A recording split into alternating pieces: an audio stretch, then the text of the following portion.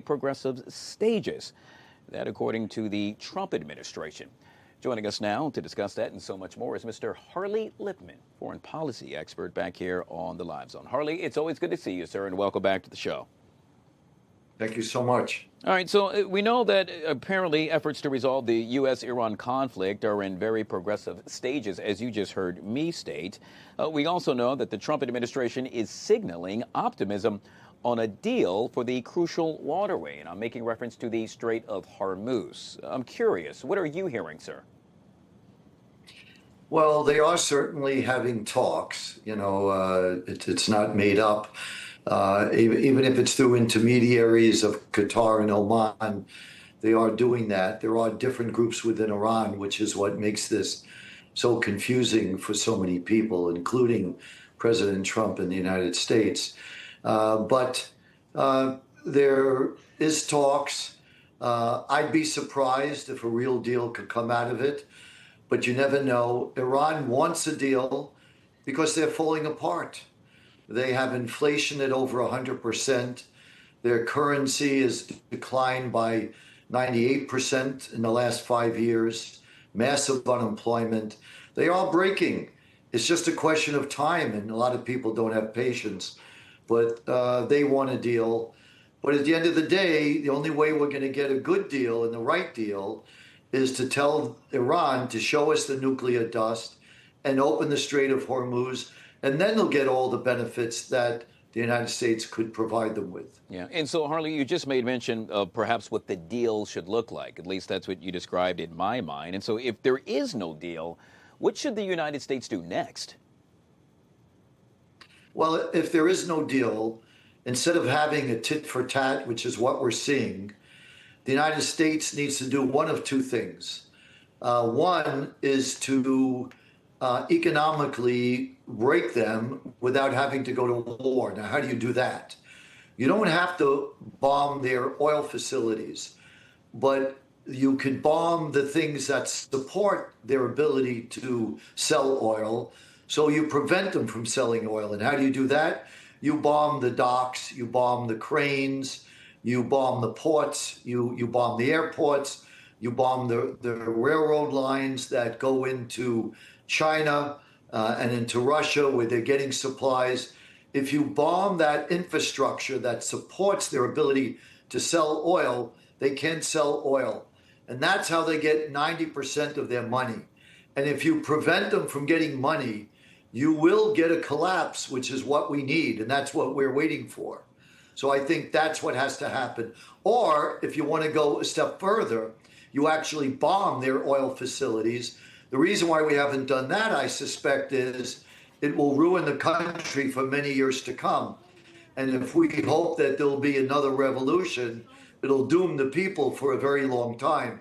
And I think that's why we haven't bombed the oil facilities. And probably the Gulf nations may have been worried about retaliation about their oil facilities. And that may be an additional reason why we haven't bombed the oil complex of Iran.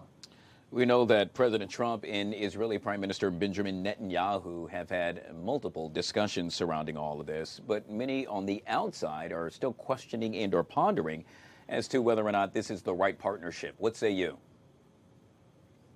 I think whether President Trump wants to go to war or have peace, he probably can't get a better partner than Bibi Netanyahu.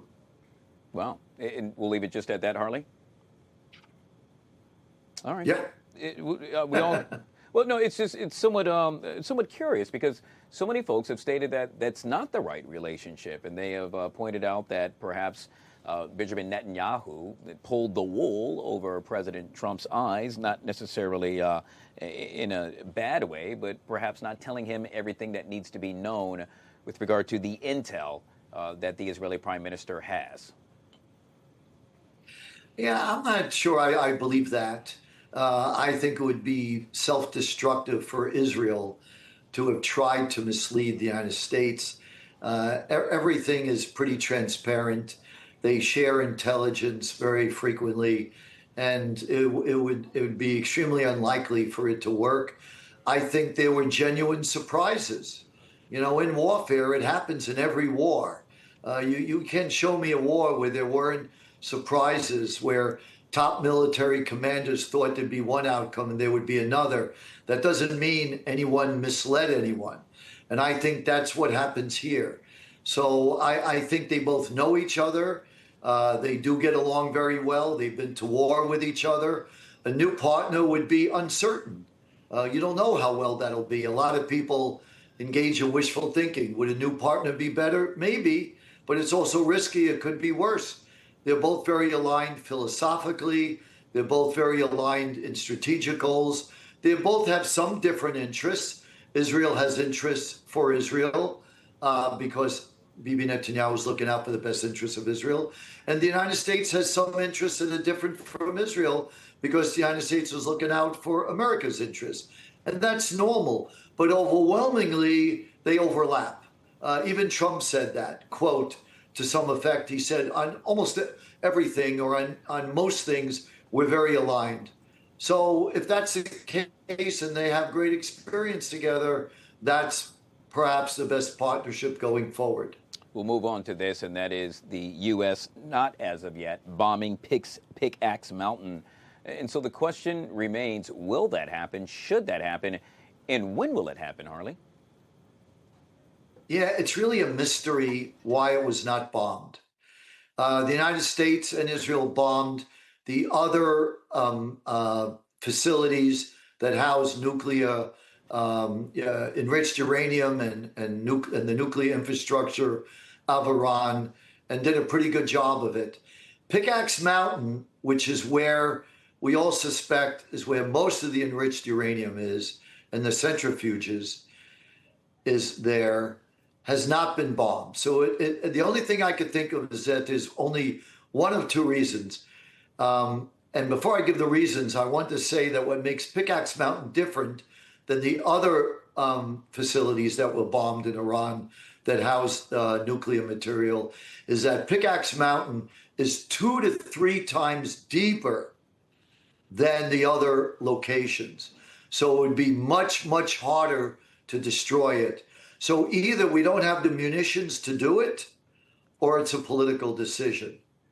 But at some point, if the United States is really going to deal with the issue of Iran getting a nuclear weapon, they've got to be able to figure whether it's a land operation or air, they've got to take out Pickaxe Mountain. Something, yet again, we will have to keep a very close eye on. Harley, we will have to leave it right there. Harley Lippman, foreign policy expert, joining us on the Live Zone. We truly appreciate your expertise. Thank you very much. Obviously, that's what's happening on the worldwide stage. Back here locally, well,